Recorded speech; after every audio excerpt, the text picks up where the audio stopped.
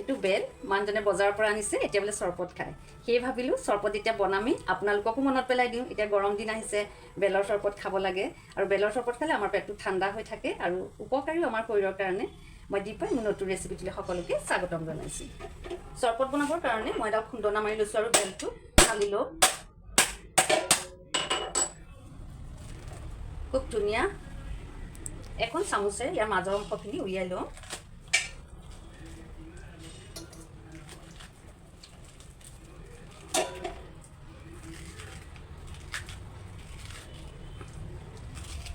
বেলৰ মাজৰ অংশখিনি উলিয়াই ল'লোঁ এতিয়া ইয়াতে অলপ পানী দিম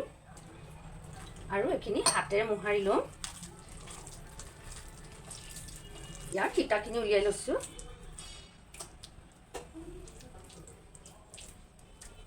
এনেধৰণে উলিয়াই লওঁ সীতাখিনি উলিয়াই ল'লোঁ সিজাৰ লৈছোঁ আৰু ইয়াতে বেলখিনি লৈ লওঁ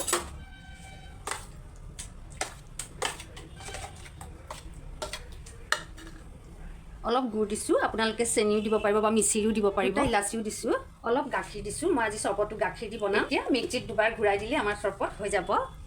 এতিয়া এখন চেকনিৰ সহায়ত বেলখিনি মই চেকি লওঁ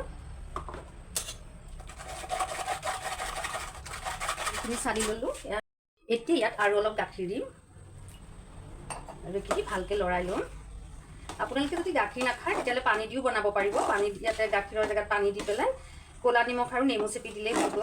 খাবলৈ তেনেকৈও খাই সোৱাদ লাগে এয়া চৰবতখিনি পৰিৱেশন কৰিবৰ কাৰণে প্ৰস্তুত হৈ গৈছে এটা গিলাচ লৈছোঁ আৰু ইয়াতে মই চৰবতখিনি লৈ লওঁ